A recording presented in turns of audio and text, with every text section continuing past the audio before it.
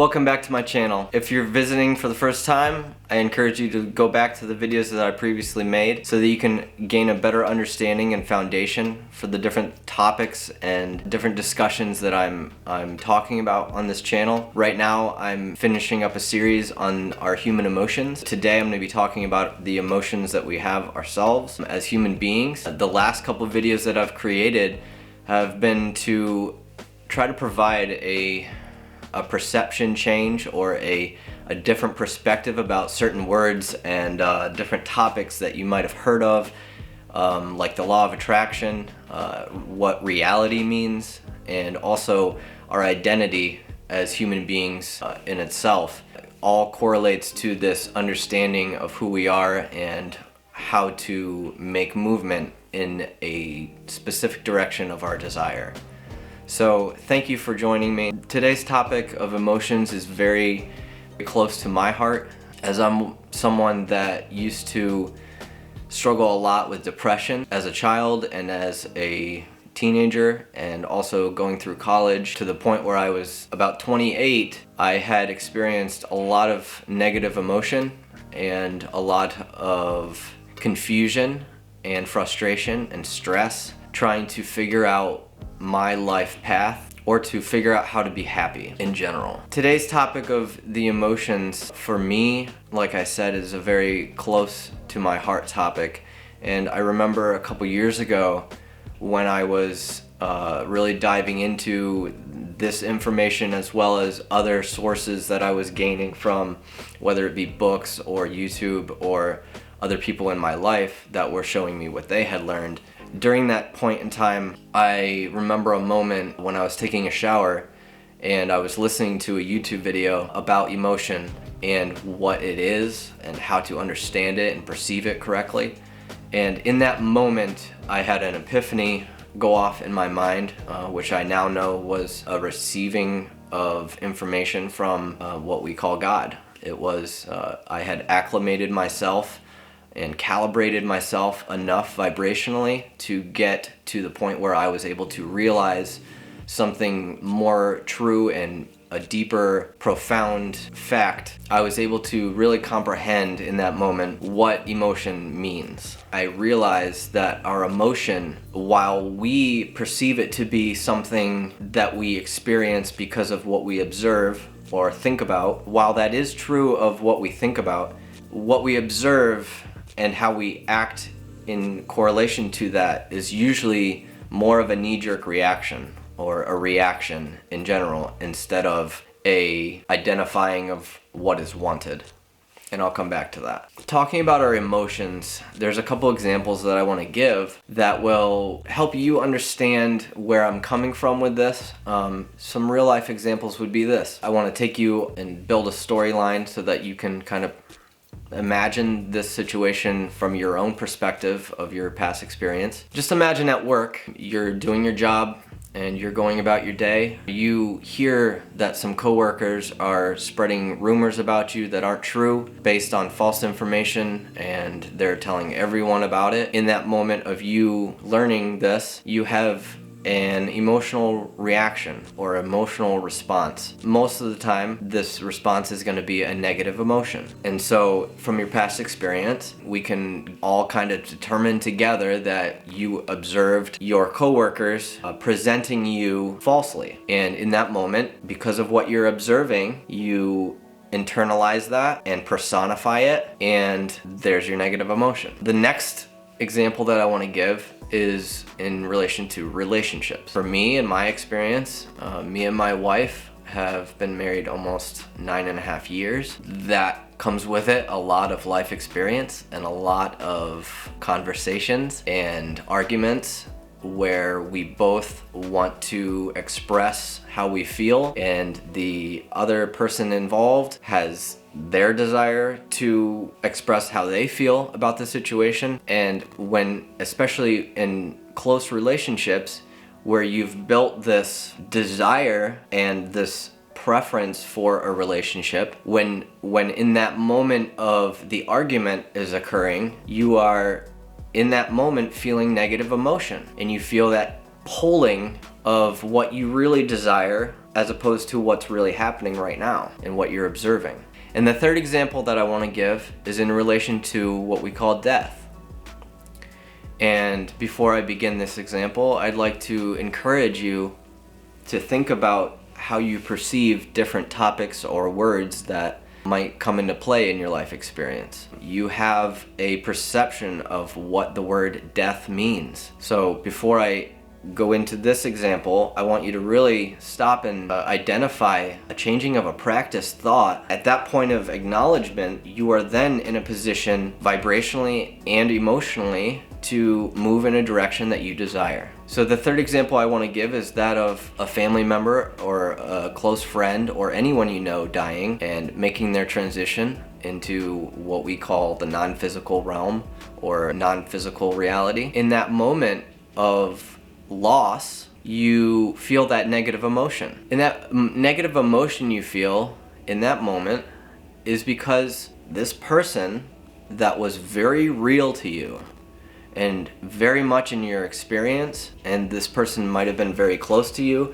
and the negative emotion that you're feeling in that moment is perceived to be because you are experiencing the reality of the loss of this being or of this relationship or of this person.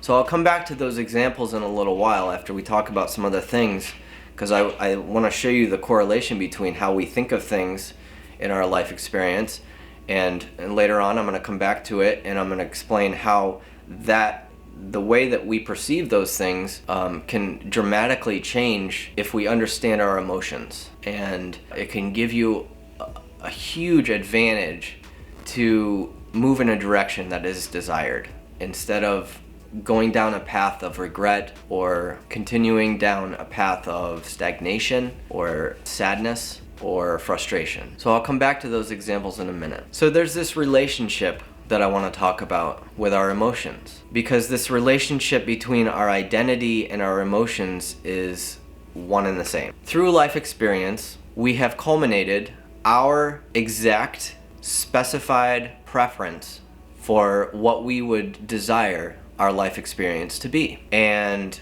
as me in this physical body am an extension of my inner being, and by inner being I want to differentiate, I'm not talking about a being or like I am a being, a human being. I'm a human being in this body, and then I have an inner being which is much more dominant, which is much more my source. I am an extension of that dominant source. So in that relationship, there becomes this vibrational reality that we all build and culminate through our life experience. And so the relationship between our emotions and our inner being is then dictated to us through our emotions. So going back to those three examples, and I'll start back with the first one, which is work. I gave a hypothetical example of a work environment where you have some coworkers spreading gossip about you that is false, and the negative emotional feeling that you get when you learn this information, or when you are made aware or made conscious that this is something that's happening and people are coming back to you and saying, these people are saying this, is it true, is it not? That negative emotion in that moment is not because of what you are observing. What you are observing is creating in you a diminishment of alignment with who you really are, with that vibrational reality. So in that hypothetical example, the negative emotion is your indicator of the difference of thought that you're giving to this environment in correlation or in relationship to what you have vibrationally created as your preference of life experience and what your inner being is radiating to you. The second example of relationships is dear to me, as I've been married for 9.5 years, and in my marriage we've had many arguments. And that's just part of a relationship. It's part of growing, it's part of maturing. But in those times of negative emotion in the past, when me and my wife would fight and argue about things, I would observe her behavior in correlation to my intention, and I would perceive that as I am observing her behavior, and her behavior being the lack of what I would desire, is what is causing this negative emotion in me. A lot of situations in life, as you know, can bring very strong negative emotion. And there's different words that express these emotions: stress, frustration, helplessness. I remember in my past experience in my marriage, there's been many times where I felt misunderstood. And there's just so many ways that you can perceive things the wrong way. That's the second example of how we view our negative emotion. And like I said, that negative emotion was I perceived to be because of the observation of the behavior of my spouse that wasn't pleasing to me. When in reality, in that example, the negative emotion I was feeling was only an indication of where I was giving my attention. I have created this vibrational reality, specifically identified all of the characteristics of the expression of life that I would like to live. And in that moment of argumentation with my wife, I was in that moment choosing to look in a different direction than where I have already created. And in the third example, the example of death, when someone close to us, whether it be a family member or a friend, as I said before, our perception in that moment is to see what is missing, and we then perceive that the negative emotion we feel is because of that missing thing. When in reality, it's really a diminishment of who we are by the thought that we are thinking. Let me rephrase that. When someone close to you dies, you've observed that and you feel the negative emotion of the lack of that person's being in your experience. And what's really happening is, as you take that perception and go down that thought of this person is missing, this person that I love, this relationship that is part of me is missing, you at the same time are perceiving that part of you is missing and that part of you is lacking. So that diminishment of the relationship between you and your inner being is what's causing that negative emotion. See, negative emotion can be explained like this. Some of the best teachings that I've been able to comprehend and learn from in my journey of life has been from Abraham Hicks. I actually went to a workshop of theirs and I had the opportunity to sit and talk to Esther. If you're not familiar with Abraham Hicks, I encourage you to look up on YouTube and find out all about that. It's a great resource for you to learn the same information that I'm talking about and expressing. Every source of information is coming from a different angle. And so I wanted to create these videos to present the information from a different viewpoint, specifically the viewpoint that I have from my 32 years of experience and from the environment that shaped and formed my belief systems and who I am as a person.